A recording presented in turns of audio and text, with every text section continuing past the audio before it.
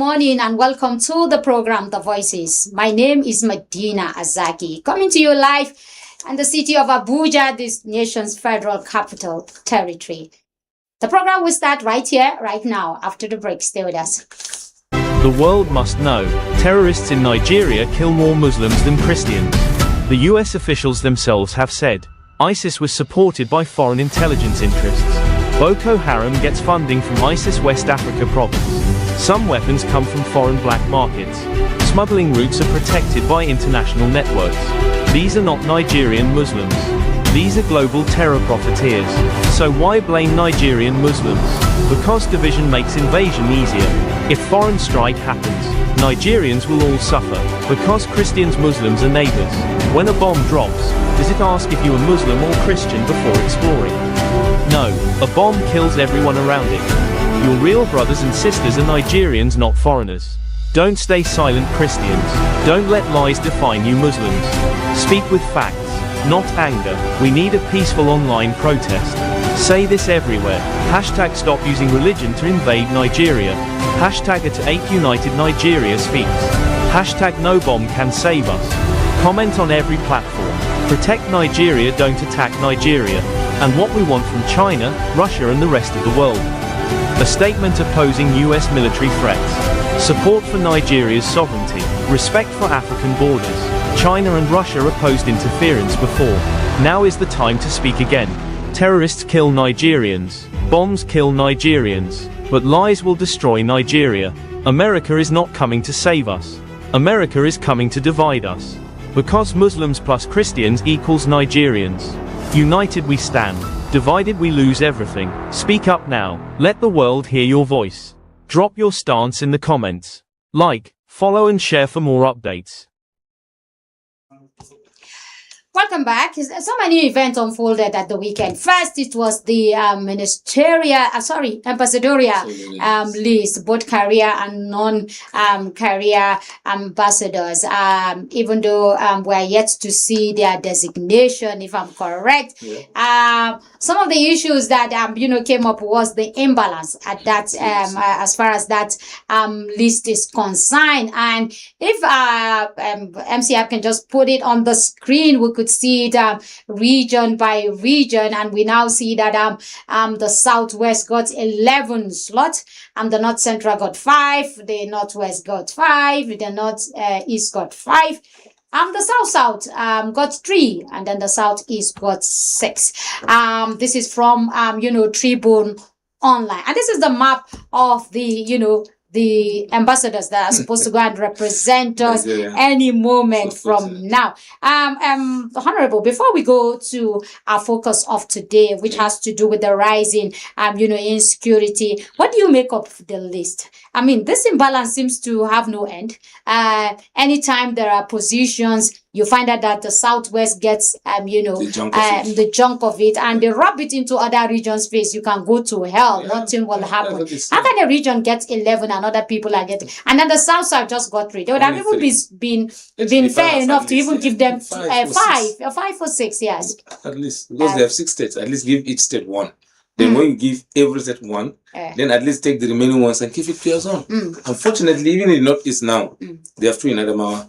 I don't know which other state did not get, and I don't know which other state again has more than 1, because it's unfortunate the sharing. You said how many in Adamawa? We have 2 in Adamawa. Okay, 2 in Adamawa. Yeah, so one of the states is not having. Yes, one of the states in the north is not having anything. Which state is that? I don't know. I know Borno has. Okay, but I know Adamawa has a career ambassador and what do you call her? A non-career. What do you call her?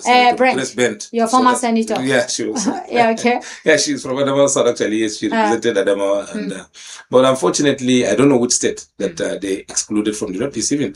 Look at South. They have 6 states in the South. You give them only 3. Can 2 states take 1? How can 2 take 1, to be honest with you? It's unfortunate. I don't know. I think what they're doing, I don't think they have, they're using their brains, to be honest with you. You cannot come under a constitution that says geographical spread should be recognized in everything. And federal character. Yeah, in federal character.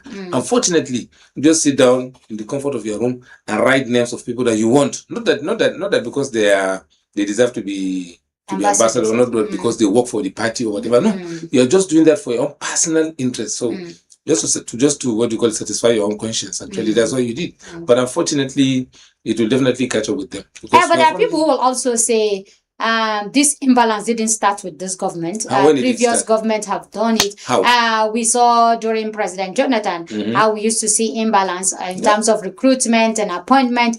And we came down to late President Muhammadu Buhari. We also saw small, maybe not as glaring as it is today. To be honest, and then these ones took it to another level. What they are doing is that each state is represented. Each state at least. So when you give that, each state has one number, at least it's okay. Any other extra one can go to anywhere. Yeah. So, but at least give them that basic requirement of theirs. When you give, why would you give us 5 in the Northeast, for God's sake, when we have 6 states? And then now even the Northwest.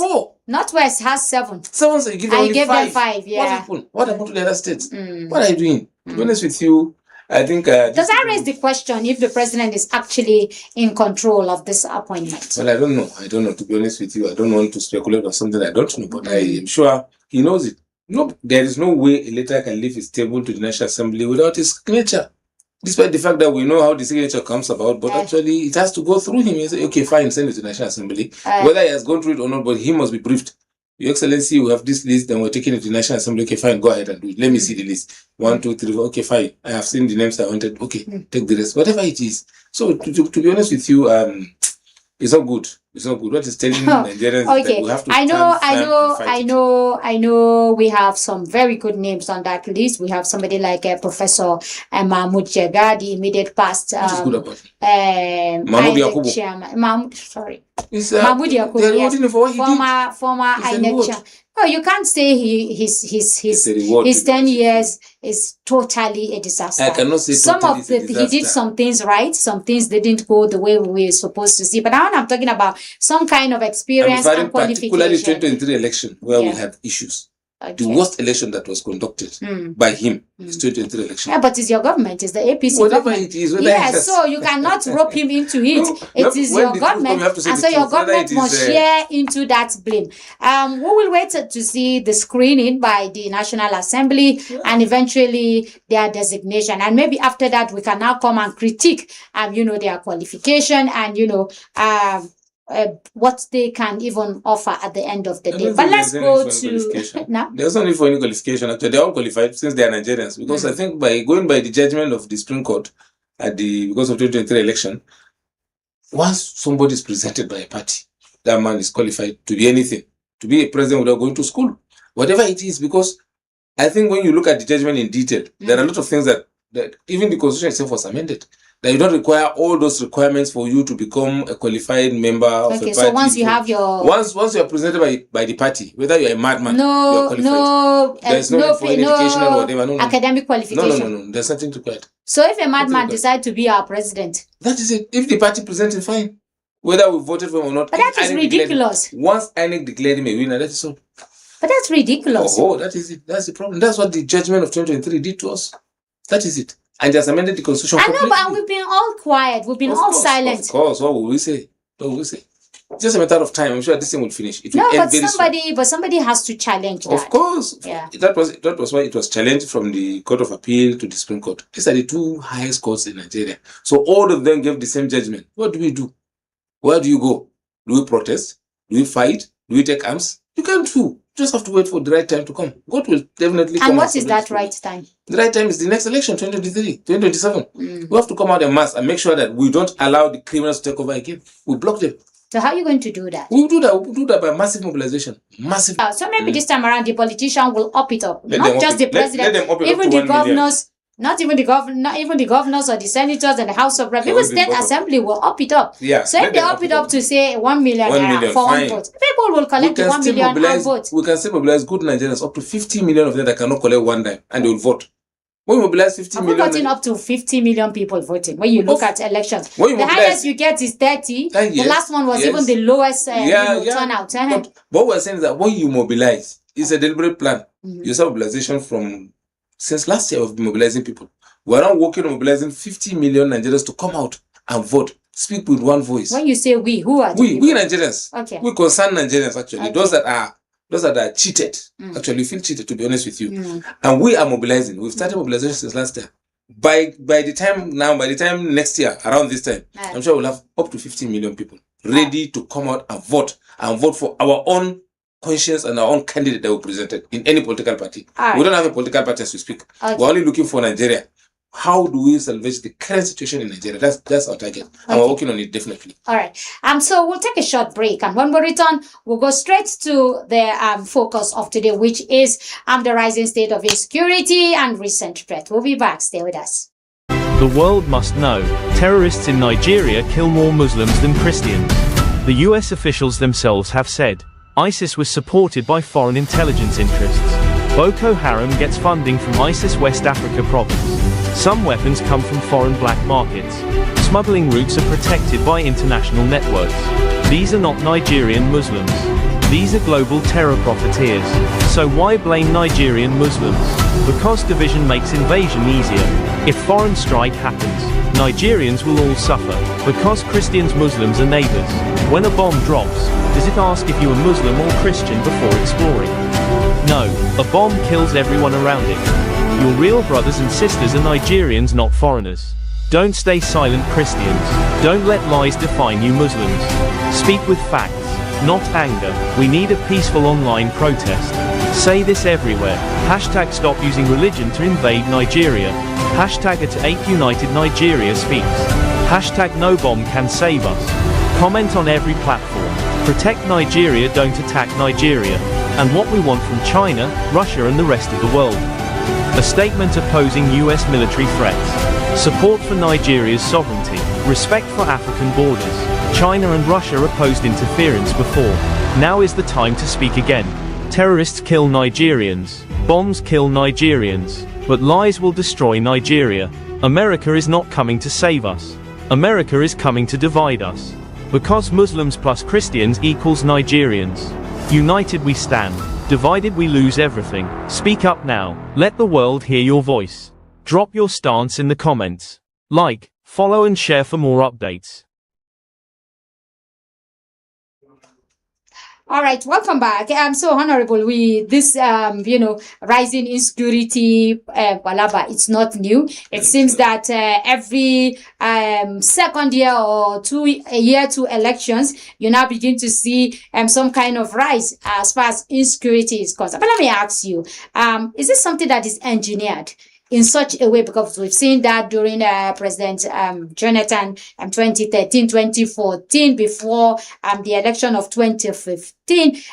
We saw that also second tenure of President Muhammadu Buhari, late President Muhammadu Buhari of blessed memory. And here we are today. Is it that it's been engineered somewhere to cause so much insecurity to the extent that people begin to, lose faith completely and confidence in the government of the day? Well, I don't know. I think my thinking is that there are two things there. Okay. One, some people are making money out of it. And the other one is the people in the government want to retain their positions. So they want to arm the whole society. When they deploy a lot of military men, policemen all over, well armed on the streets and within the towns, you will not even have the chance to say, let me go and vote for the person I want to vote for. You'll be intimidated. Because by the time they want to go into election, they say, okay, suspend this fight against terrorists, move into polling units, protect polling units. They claim that terrorists will come and attack polling units, which is not true. Because there has never been any polling unit in Nigeria that has been attacked by terrorists. None. Are you saying it's a deliberate attempt by the government of the day? It is. Okay, there are two things actually. To create a scenario. Actually, whether maybe from the security or the government, there are two people. The security are making money out of it. When the government... they're making money out of it? They're making money out of it because a lot of money will be released without auditing, without budgeting, without anything. They exceed their budgets almost every year. They exceed their budgets. And they give them whatever they demand for. And that money doesn't go into the system. Because when you demand for 10,000 naira to deploy 5 soldiers on the ground, you'll be giving that 10,000 naira. You may deploy only 2 or 3. And you may not even deploy anybody. When you deploy, you may not even pay them their entitlement. That's the issue. Because people have been complaining. When you meet them, the people doing the right work, providing the security on the ground, when you meet them, they're always complaining that they've not been paid their entitlements. Their RC has not been paid. Their allowances, whatever it is. So these are the issues. Somebody will be shot there, will be killed, or will be wounded. I know a friend that is now, for 7 years, he has been in bed up till now. He's not working. Just last week, they called him that he has been on a wall. He's a soldier that has been on a wall. They had to invite him from wherever he is in Katsina to move to Kaduna to go for screening. This person cannot walk. For 7 years, he cannot bend down his back because he had a problem from the back down to the knee. And they had to move. He has to move to, what do you call it, to Kaduna, because they've posted him from Kano to Kaduna again. So he walks from a wheelchair. Of course. He goes to work on a wheelchair. He doesn't go to work. He can't walk. But you said they asked him to go. They invited him to go for a screen that he has been on a wall. He went there and they saw him actually. He said, okay, sorry. We thought that you're on a ward because that's the report we got from your unit. So he has to go back. So he went back to the hospital now. He's back there. Okay, they create a scenario where you have a lot of military men, and then they populate some areas that they feel they kind of want to suppress the vote, especially in the northern part of the country where the votes are more. Doesn't that explain, the U.S., intervention when the U.S. said, even though they took it one-sided, when they said, there's a Christian, genocide and they need to come in to save the Christian population. Couldn't it be that the same politicians, the other side, because I remember in 2014 or 2013, this same APC government, led by late Muhammadu Buhari and this president today, who was the party, the leader, and some other people, went to the US, went to meet the administration of Obama, and said, look, the country is getting out of hands. The government of the day can't, secure our lives and property. So please, we need your help. And today, the same people, I presume, are the ones who are also engineering, the U.S. intervention. Maybe they've also seen that this same government, because it was the same script that they played, they're also using the same script to say they want to suppress our vote. So it's better we go and call U.S. to save us before now. Well, I don't think the U.S. is going to save anybody in Nigeria because immediately U.S. come in. But they can create some kind of fear. As far as the already the government is in fear. The whole system is in fear now. When you talk to anybody in the federal system, all of them, they're all afraid. From the president, the vice president, the senate president, the leadership, they are all afraid. When you talk, I think you watch where the senate president was saying, who am I to reply Donald Trump? I think on TV, it was a public thing, a public disgrace, to be honest with you. Who are you not to reply him? You are number 3. He said, who am I to reply Donald Trump? Who is Donald Trump, by the way? Is he a Nigerian? To hell with America. I don't need anything in America. I don't have to do anything. That also speaks about the kind of people we have in government today. People that doesn't have characters. They can't stand for their country. Say, who am I to? You are sitting on our seat and you say, who are you? Then why are you there then? If you're not protecting our interests, you're supposed not to be there. To be honest with you. So, to be honest with you, the thing is that they are all afraid of America, but America cannot come to Nigeria to fight. They can't. But shouldn't we also give the Christian, the Christian population the credit, for trying to get America to make this government well, actually, I don't want to give anybody credit for doing this. This is pure blackmail. Whether it is a Christian or a Muslim that is a pure blackmail. And even the Jonathan issue was a pure blackmail because we want a situation whereby they can block him not to sit down and write the result, just like what they did in 2011. That was the issue. Because in 2011, they just sat down and wrote the result. There was no election. But this government is also planning to write the result. That is it. But I'm sure if the Americans can threaten them and allow a free and fair election, we'll be okay. But they cannot come in because there is no way. Once they come, I think from what I heard, when they come, they are going to have their base in Port Harcourt. Is there any Christian genocide in Port Harcourt? No. What can they say? Purely economic. Just Benue or Zamfara. Why we have issues? We don't even want them to come to those because we still have solid minerals in these places. We have gold, we have diamonds, we have a lot of what do you call it, solid minerals. So when they come, all they do is to extract what we have from the ground. That's what they do.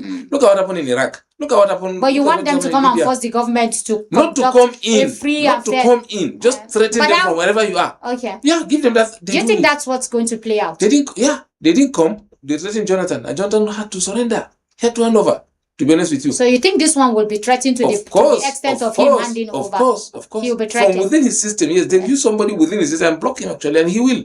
He has to. Who is the person they are going to I don't know. Who did they use against Jonathan? I don't know. But I know they will. But interesting times ahead. In this government, a lot of CIA members, a lot of senior citizens CIA members in this country, we have them. Senior citizens, very, very well-respected people, but they are CIA members in this country. We also have a CIA director of African Affairs here in Nigeria. A senior officer in the military, general living in the army. And the government of the day doesn't know that he is. As at then, they don't know. But when they discover, they dismiss him from the army, but they jab him back into the army again. You can imagine. Okay. These people are very influential. They do what they want to do. Yes. And I'm sure they can come. If they will do it for the betterment of Nigeria, fine, let them come salvage the situation in Nigeria. Give us a free and fair election. That's what we're after. And immediately after that, you go. Whatever you promise, whatever agreement you had with the people, you do it through the back door, you finish it, and don't touch us, don't touch anything in their land. That is all. That's all. America has turned to a beggar nation, calling for people to come and donate money into their country. Look at what they do with the Saudi prince. And I'm sure even Nigeria can offer them something good. No, but that of the Saudi prince was purely investment, economic investment. Whether you call it senior, classy. Of course, that's a senior one. But you also not blame them because of the kind of wars they get themselves happen. Anyhow, because yesterday Maduro was saying the US is coming to steal our crude reserve. That's what they want to do in Nigeria also. That's how they want to put their base in Port Harcourt. So why not in Abuja? Their crude reserve is down and they need to show it to raise it up. Yes. That is what they want to do. Couldn't it also be that whoever they are trying to support for 2027, as far as Nigeria is concerned, the agreement will be our crude oil reserve has to be shored up, and they will enter into some kind of agreement, to do that. The most important, whichever way we look at it, we're in a disaster. Serious one. We're in a disaster because even if they were able to, get this government of the day out, the one that will come will have to be loyal to them. Will have to be loyal to them, and it might even be worse. And let me tell you one thing: what is even making them angry more now? There are two things. Okay. They contributed in bringing in this government into system. Okay, through Buhari, they brought in President Muhammadu Buhari. So Buhari handed over to Asiwaju, and Asiwaju decided to turn back and face France instead of the normal British and America that we used to. We know Nigeria has been a partner to the Britain and the Americans. But I think since Asiwaju became the president, he never visited America for even one moment. I don't know of that. Yeah. Even the UN summit has never gone there. Yeah. Why? Send the vice what president. for? Why will you change the country suddenly? It's wrong. But we are a sovereign. No, honorable. We are a sovereign nation. We are. Our president has the right to do whatever. Have ties on agreement or relationship with anybody he wants to be. The relationship has been established for long. We have a relationship with them. But that doesn't mean I should continue or he should continue. No. He should continue because for the sake of Nigerians, not for his own personal interest. But that's because he has to refineries or whatever in France, you have to abandon all of these Nigerians are there. But how many Nigerians are there in France? We have less than 10,000 Nigerians in France. Less than 10,000. But go to America, can you count the number? Hundreds of thousands. Go to UK and see. They're all there. You don't care about them? You only care about your own personal investment? No. I think it's but even the so-called relationship for decades that we 80% of global terrorism fatalities occurred in 10 countries. Yeah. And out of these 10 countries, we are number 5. We have Ukraine as number 1, Sudan number 2, Palestine number 3, Myanmar number 4, and Nigeria number 5. Yes. Where in all of these countries, where that America is not there? In all of these countries, all of these 5 countries. They are in Ukraine, they are in Sudan, they are in Palestinian, they are in Myanmar. They're all over. I saw a video over the weekend, even though I can't verify, but it shows where American troops have, landed in Nigeria and they're here. So I don't know, it's not authenticated. I think it's an old video. I think there was a time when they came in to support Nigeria because of the Boko Haram and ISWAP in Borno during. Look at concentration where these fatalities are. I'm not popping it up because it's not our own. It's from a sister station and it won't be fair to start, but I can also we have Northwest is taking about, as far as 2025 is concerned, Northwest is taking 36% of the fatalities, Northeast 34%, North Central 21%, you have Southeast 4%, South 3, and Southwest 2. Okay. But that also brings us back to Northern Nigeria. Why are we also, on the chess box as far as insecurity is concerned? So whoever comes into power, before he comes to power, we are being used. And when he comes into power, we're also being used. We are abundant, actually. Well, actually, to be honest with you, I don't know. We have, it has to do with our cultural behavior. The first thing is, majority of the people in the north are Muslims. When you talk, they say, okay, God will do it. God will solve our problem. But God say, try and do it, then I will support you. You cannot sit down and say, let God come and feed me. You have to go and look for what to eat, then God will provide it for you. You have to go out and start working, then God will provide you whatever it is that you want. You cannot sit in your house, somebody is provided for you. You have to go out and start working, then go provide you whatever it is that you want. You cannot say you're knocking, breaking your house, say God will protect me. No, you have to go there, start shouting at least. Even if you cannot fight him, start shouting. Look for support. Then God will protect you and God will support you. But you cannot sit down, even if you cannot fight him, start shouting. Look for support. Then God will protect you and God will support you. But you cannot sit down and say, no, I'll just be sleeping and go. No, God will not protect you in that way. So to be honest with you, it has to do with our culture and our religious belief. We believe that God will do. Yes, God will do, but you have to do something before God does that. And they know the kind of resources we have on the ground. I think there was a report that I read that was written around just a year or two after independence. That report was written by one Britain, that they want Nigeria to give them that land from Kwara down to Sokoto. They demarcated some areas that they want it to be given to them. Who? What are the people? The Britain. Okay. Actually, yes. After independence, it was unfortunate for them. Okay. They didn't discover it until after independence, and they discovered a massive gold. Yes, massive a lot of resources on the ground. So they wanted. I think it starts from Oshun. That's Kwara, the gold belt. Yeah. Oshun, Kwara, Niger, Kebbi. Yeah, all of this. So they spotted some areas. I think the radius is around. They're talking about 100 kilometers radius when you put it together, but they are not all located in one place. They picked some places.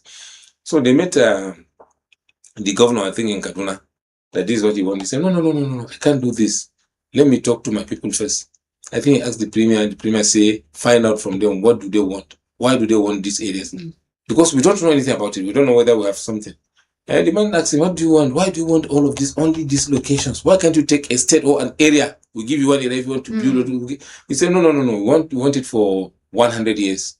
Yes, they wanted to take it as a lease, the way they took Hong Kong for 100 years from China, the Americans, and the Britain. That's what they wanted to do here. At least give it to us for 100 years. So that you can finish everything. So they can drain whatever. They cannot finish it actually, but they can drain whatever they can drain within their own powers. Unfortunately, our leaders then stood against it. They said, no, it will not happen. They did their best. They did everything they could. They said, no. They said that is breach of trust or disloyalty, whatever. They say, okay, whatever it is you want to write, go ahead and write whatever it is. But as far as we are concerned, this is our country. You don't have anything to do here. Go back to where you came from. That was how this country was saved and that area was saved. And now Nigerians knew about it. It's not even ordinary Nigerians that knew. It's not the government that is doing anything. The government still is not interested in whatever is deposited there. But some few individuals, highly placed Nigerians, that know what is there and they're the ones not extracting it. And instead of extracting it peacefully, they're trying to bring in serious insecurity, destabilize the area, send people away from the area. It's wrong. Talk to the people, sit down with them, talk to them. But why won't the government of the day decide to take control of these areas? Why? I don't know. Because we have a mining ministry. That is it. Now it is called solid minerals, whatever it's called steel. It is called different name. No. So how come the government of the different governments have passed, from this to that? Why are they not using that, to say this is our resources, we will exploit them for our own good? That's the issue. They don't want to.